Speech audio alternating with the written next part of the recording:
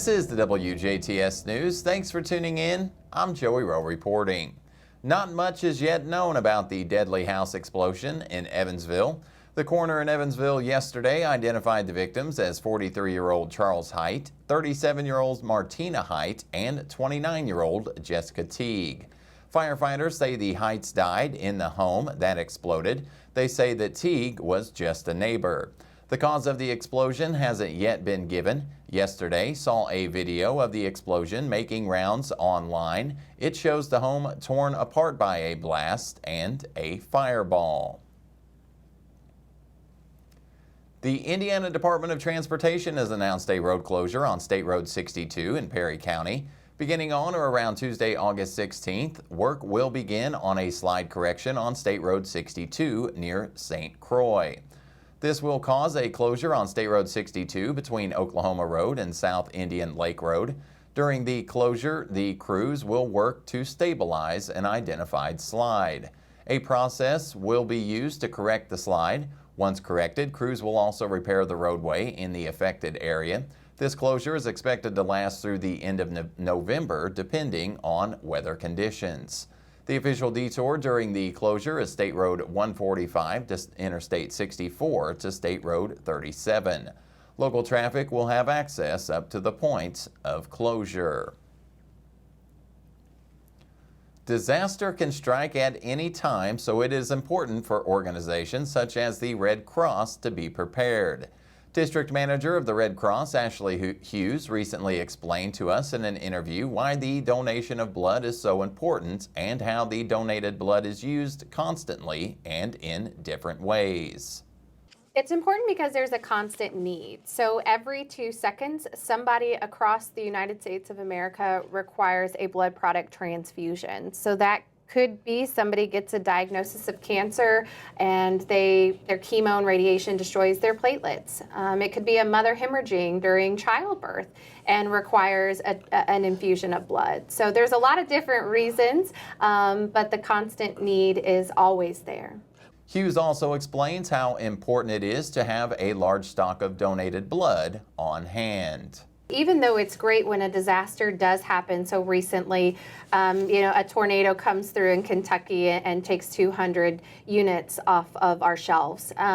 We're so glad that they were there, but we have to replenish that, and we never know when a disaster is going to happen. So ensuring that we do have not only the inventory for when a disaster occurs, but also for that constant need of those folks that just every day, every 2 seconds, somebody needing something. How long do you keep blood? How long will blood?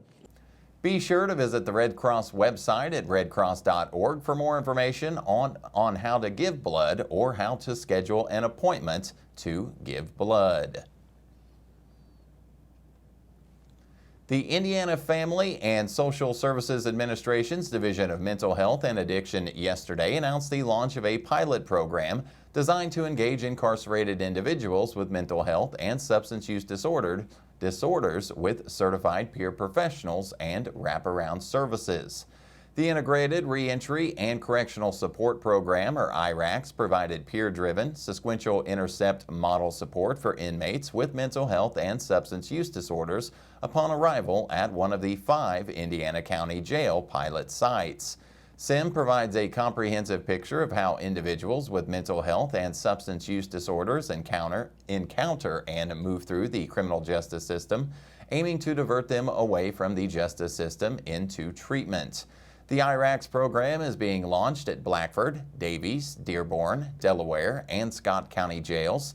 Inmates booked at each of the 5 jails will be evaluated as potential IRACS support clients, resulting in treatment and formal support for identified clients.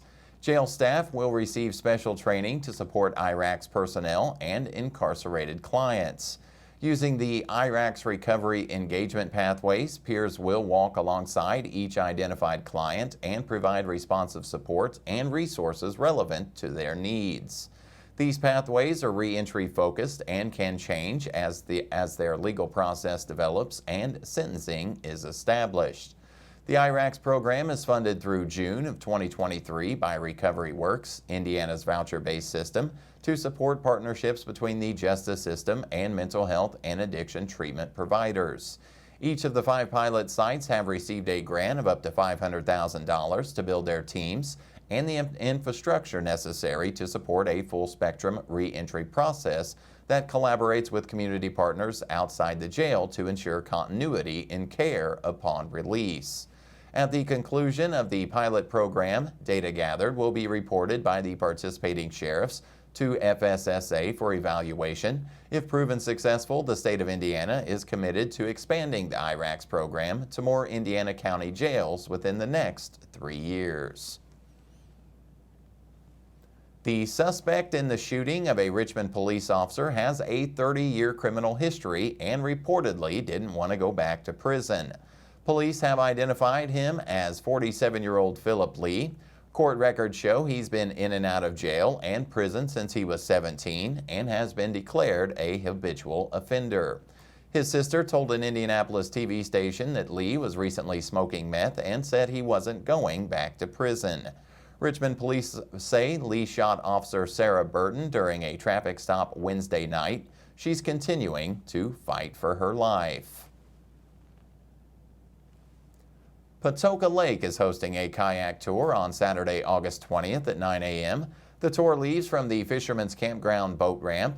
Participants will have a chance to see an active bald eagle nest. Other wildlife, include beaver and osprey, can also be seen. Bring binoculars, kayak, cameras, preferred refreshments, and sunscreen for this 2-hour-long journey. Participants should arrive at 8:45 a.m. to unload equipment and get their boat in the water so the tour can leave promptly at 9 a.m. For more information regarding this program or other interpretive events, please call the Nature Center at 812-685-2447. The St. Meinrad American Legion Post 366 will sponsor an open mic night on Friday, August 19th from 7 to 11 Central Time.